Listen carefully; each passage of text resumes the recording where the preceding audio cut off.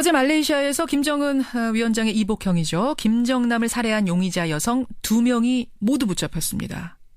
배후는 아직 밝혀지지 않았지만 직접적으로 살해를 저지른 2명이 붙잡히면서 수사의 양방에 관심이 쏠리고 있는데요. 또 김정남의 시신 인도 문제 역시 어제 말레이시아 정부가 북한의 요청을 받아들이겠다. 그러니까 시신을 북한으로 보내겠다. 발표를 하면서 그 시기와 방식에도 관심이 모아지고 있죠. 말레이시아 현지 연결하겠습니다. 현지에 나가 있는 CBS 박초롱 기자 연결을 해보죠. 박 기자 나와 있나요? 네, 말레이시아 쿠알라룸푸르에 나와 있습니다.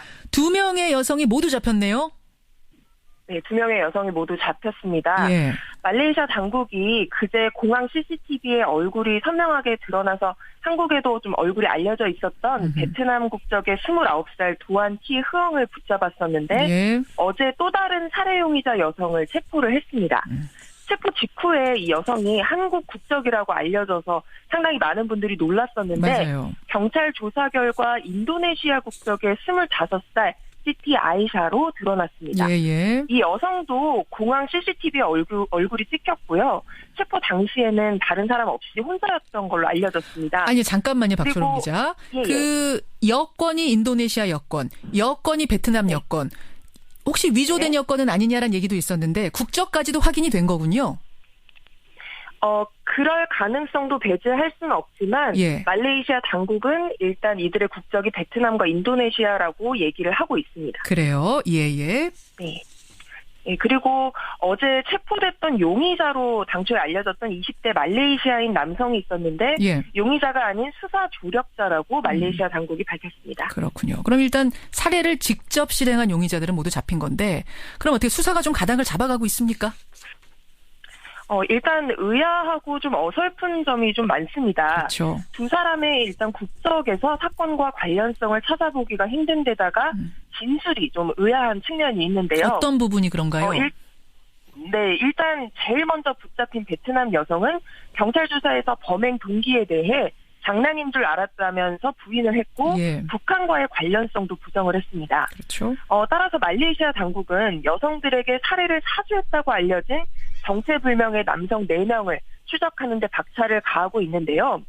그리고 어제 저녁 현지 외신에는 북한이 북한의 소행임을 숨기기 위해서 예. 다국적 청부 암살단을 고용했을 가능성이 있다는 보도도 나왔습니다. 그래요. 앞으로 지켜봐야 될 부분들이 있다면 어떤 걸까요? 일단 북한이 김정남의 시신을 인수하겠다고 그 김정남의 사망이 알려졌을 당시부터 강력하게 요구를 했었는데요. 예. 어제 말레이시아 부총리가 부검 결과가 나오고 수사가 종결되는 대로 당초 북한이 요청한 대로 시신을 인도할 수 있다.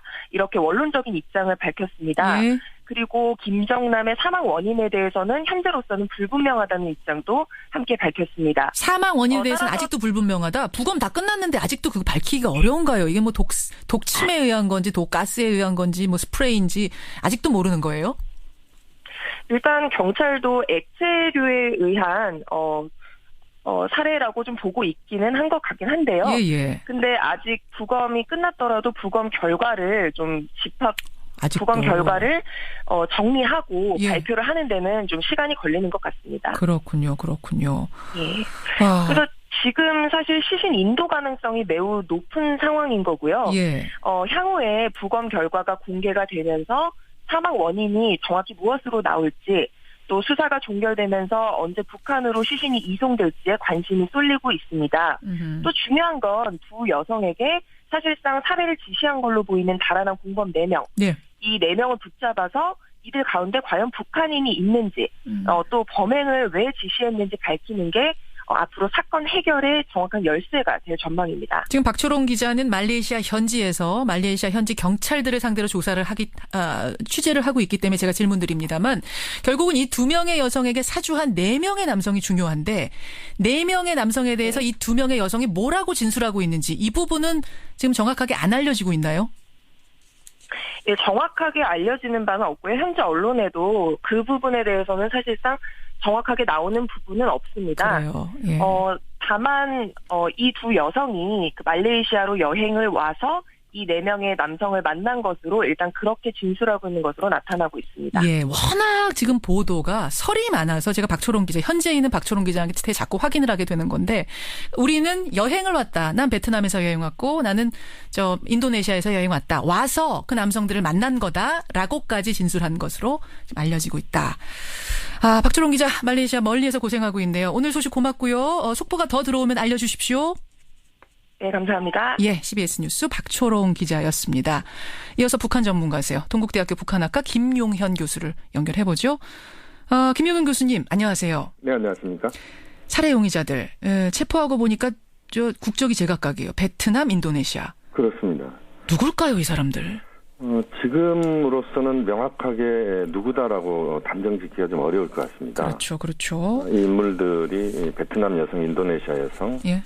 4명까지 포함하면 도대체 몇 개 국가 사람일지 알 수 없을 정도로 다국적 암살단이다 이렇게 봐야 될 것 같고요. 예. 그렇게 본다면 상당히 앞으로 그 진실 규명을 하는 데 있어서도 굉장히 복잡한 상황이 발생할 수도 있을 것 같습니다. 그리고 그 여성들의 진술이 지금 뭐 다 믿을 수 있는 건 아닙니다만 믿을 네네. 수 있다고 했을 때는 상황이 더 복잡해지는 것이 네네.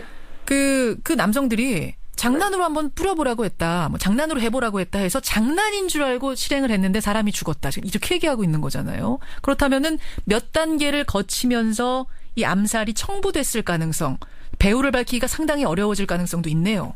그렇습니다. 지금 상황들을 보면은 살인 청부, 또 청부 암살단 이렇게까지 지금 이야기가 나오고 있는데요. 예.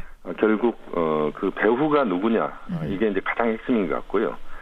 배후가 어떤 특정 국가인가에 대해서 특히 이 4명의 남성들이 어쨌든 이들이 잡혀야 구체적인 상황이 확인될 수 있고 또 하나는 부검 결과가 지금 이번 주말 정도에 나온다고 하는데요. 예. 부검 결과가 명확하게 나와야 사건의 진상이 상당히 근접하게 우리가 확인할 수 있는 방식들이 나올 것 같습니다. 이제 북한이 맞다라고 국정원은 아예 확신을 하고 있고, 네네. 이제 국제적으로도 북한이 유력하다라는 얘기가 나오고 있는데, 네. 정작 북한은 가타부타 반응이 아직 없죠. 그렇습니다. 북한은 아마 앞으로도 반응을 안 할 가능성이 매우 높습니다. 왜 그렇게 보십니까? 북한에서는 김정남의 존재가 북한 내부에는 알려져 있지 않습니다. 북한 내부에서는 김정남의 존재를 모른다고요? 그렇습니다. 김정일의 첫째 아들인데? 북한 내부에서는 북한 주민들은 김정남의 존재를 아예 모르는 사람으로 돼 있습니다. 그러니까 지금 현재로서는 김정은 위원장만 김정일 국방위원장의 아들로서 외부에 드러나 있을 뿐이지 예. 나머지 자녀들은 공식적으로는 전혀 그 북한 언론에 등장한 바가 없습니다. 그렇군요. 그래서 네. 가타부타 반응이 여태까지도 없고 앞으로도 없을 것이다. 저는 사실은 이제 우리가 한 짓 아니다. 왜냐하면 지금 국제사회에서 테러다 무슨 뭐 국제사법위원회에다가 올려야 된다 이런 얘기가 나오니까 네네. 우리가 한 짓 아닙니다라고 뭔가가 나올 법한데 아무것도 안 나와서 좀 희한했거든요. 지금 상황에서는 북한이 전혀 그런 반응을 할 가능성은 없다고 봐야 됩니다. 그렇군요. 그 발언을 하는 순간 북한으로서는 또 여러 가지 또 의혹을 또 받을 수가 있으니까 북한으로서는 뭐 전혀 반응할 가능성이 없고 모른 척하고 북한 내부에서도 앞으로도 김정남이 피살 사건과 관련돼서는 예. 공식적으로는 언급은 안 될 것 같고요.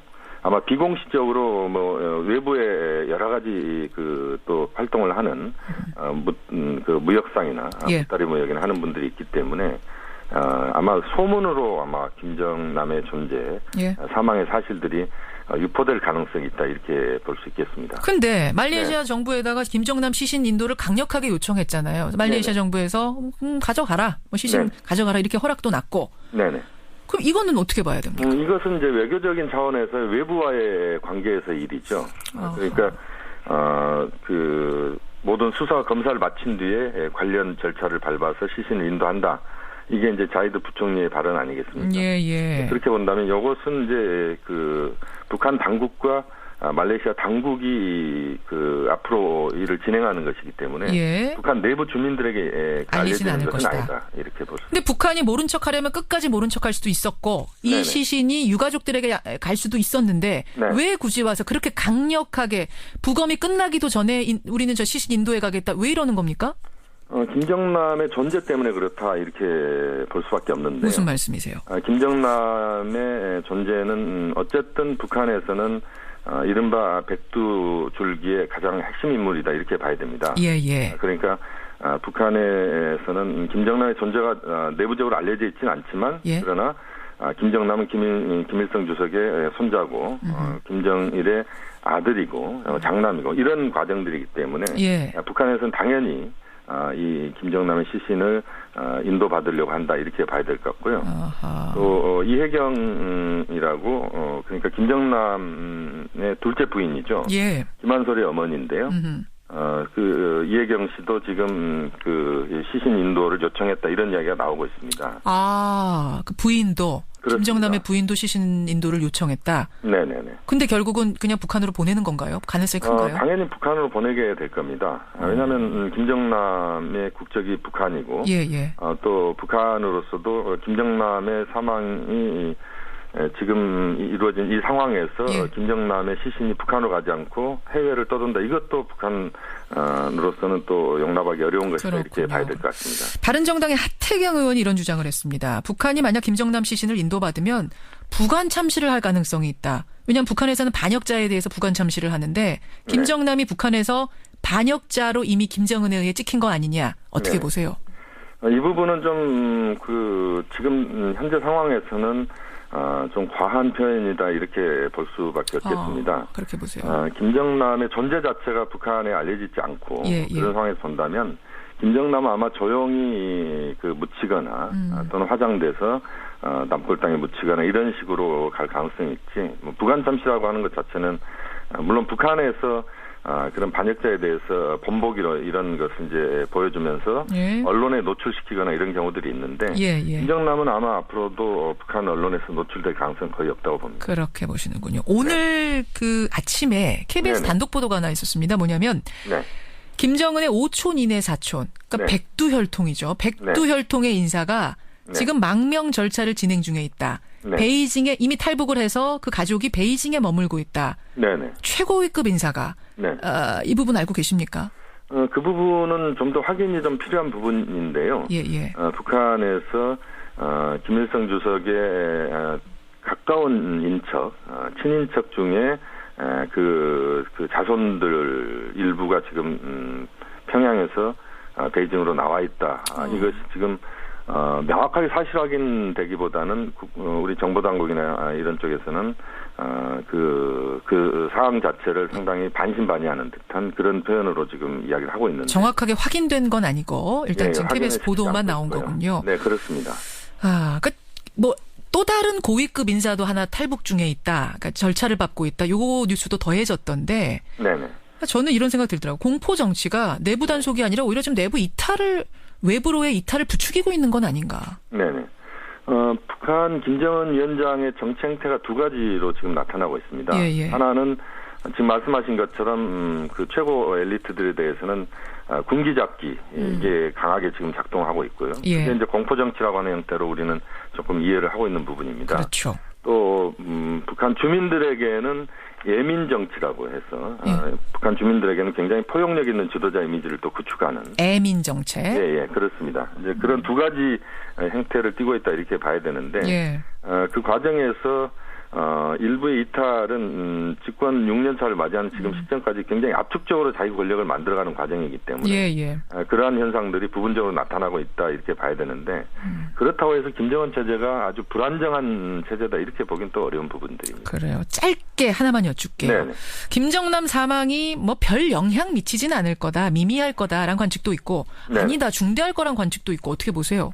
만약에 북한 소행으로 명확하게 이것이 확정적으로 드러난다면 예. 한반도 정세나 남관계에 영향은 분명히 줄이라고 봅니다. 또 우리 국민들 입장에서 봤을 때 북한의 소행이라면 김정은 체제나 북한에 대해서 또 굉장히 부정적인 여론들이 더 커질 수밖에 없고 그렇죠. 또 한국 사회 보수 여론이 또 여러 가지 앞으로 대선 국면이나 이런 쪽에서 활용할 가능성도 있다. 예. 그렇게 본다면 북한의 소행 여부가 결정적으로 이 부분도 남관계에 영향을 준다. 이렇게 봐야 될 것 같습니다. 우리 대선까지도 영향 줄 수 있다. 여기까지 그렇습니다. 말씀 듣죠. 고맙습니다. 네, 감사합니다. 김용현 교수였습니다.